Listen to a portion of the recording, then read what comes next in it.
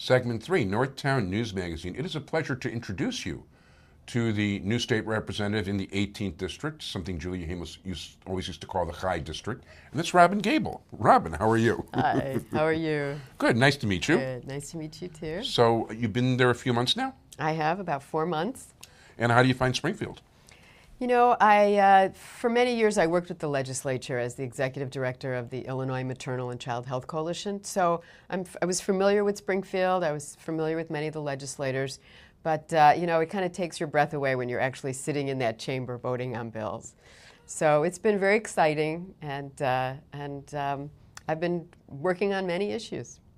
So. Very good. Well, first of all, you're already up for election. Yes, January, right. But you've already won one election. In the general election in November. Yeah. I won the primary in February. So very good. But you were actually appointed to the state representative role? Yes. So and that's a gubernatorial appointment? No, that's an appointment by the committeeman. Oh, okay. So Jeff Schoenberg and the committeeman from the 49th Ward, Dave Fagus, and Dean Maragos. Oh, very nice. So. Yeah, 2 of the 3 have been. No, actually, I've never gotten Jeff on the show, but that'll happen one of these days. He went to the same Jewish school my brother did, but I still can't get him on the show. So what do you consider to be primary issues? What's important to you? Well, my background's healthcare, so to me healthcare is going to be key. This is one of the reasons I wanted to run as well. With national healthcare reform having to be implemented at the state level, I'm very excited to be a part of that process. And one of the bills that we passed this year was the Healthcare Justice Implementation Act, which really looks at making sure that there's community involvement and going around the state getting input from other groups on implementing national healthcare reform here. So healthcare is one issue, and I think healthcare even has an impact on education, because if you're not healthy, you can't learn. One of the things that's always said is if you don't have eyeglasses, you end up not being able to see the board, and you end up being a troublemaker in the back of the room. So I think healthcare feeds into education, and then jobs and economic issues and justice development are issues I want to work on. That's a good point. They're actually finding now that some people that had trouble learning early on, what they know today, they could have corrected their eye problems, and they would have had more of a chance. So it's interesting what goes along those lines. Right. Oh, it is. The other issue that I think is the big elephant in the room is the budget. That's a big elephant. It is a big elephant. What is it, about $13 billion elephant? Or? About, yeah. I started to look at the budget for fiscal year 12. Yeah. Which will start next July 1st. And, you know, it looks like pretty much the necessary expenditures are about $34 billion. Which has us paying back our loans that we have, paying our pension, and just the same budget that we had this year for the state is about $34 billion. And if we have the same revenue that we have from this year, it's $27 billion. Wow! So we're looking at a $7 billion hole we're going to need to fill for next year as well. So I mean, raise taxes, cut expenditures.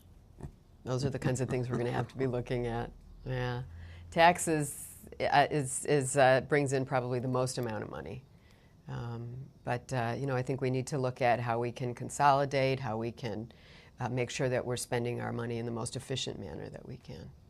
No, that's important. And then you can always cut some that way, but that's still a $7 billion gap is an awfully big gap. I mean, you know, even when we started looking at it, looking at the department's budget, saying, oh, well, we could cut that, we can cut that. And, you know, you go for like 10 minutes cutting things, and then you add it all up, and it's like $500 million, which is nothing compared to the budget hole that we're in. Right, it's strange to say $500 million is nothing, but it is compared to $34 billion. Yes. That's basically... And $7 billion in this. Yeah, that's less than 2%. Wow. So. And that's not to mention the pension debts and all the rest of it. That's without catching up, I would take it? Well, that would be with paying our pension debt that we owe next year. There's $34 billion. We're going to owe about, let me think, it's $25 billion for the regular budget. I think it's about 4.2 next year. But I mean, before you were elected, so you don't have anything to do with that. I mean, there was a substantial pension debt from back before. Well, that's true. They've been borrowing to pay it. But the problem was that they set a 10-year plan for the pension, and they set it very low for like 7 years, and then they said, well, we'll just pay this much for 7 years, and then 8 years we'll pay this much, and 9 years we'll pay this much, and 10 years, and it just so happened that it coincided with the recession. Right. So we just really ended up in big trouble. Yeah, also, before your time, we had an interesting governor, too, that didn't help matters any. Yeah. So, I mean, have you been out meeting people, your constituents? I have. I've been spending this summer. I've been doing some door-to-door work, and I've been going to meetings every day and speaking at the Rotary Club and League of Women Voters. I'm going to tomorrow to speak at their luncheon, and going to the different organizations we have throughout the district. So it's been great. When people say, well, what do you like? Do you like better, the policy work, serving as a legislator? Do you like campaigning? I said, you know what? I like both of them.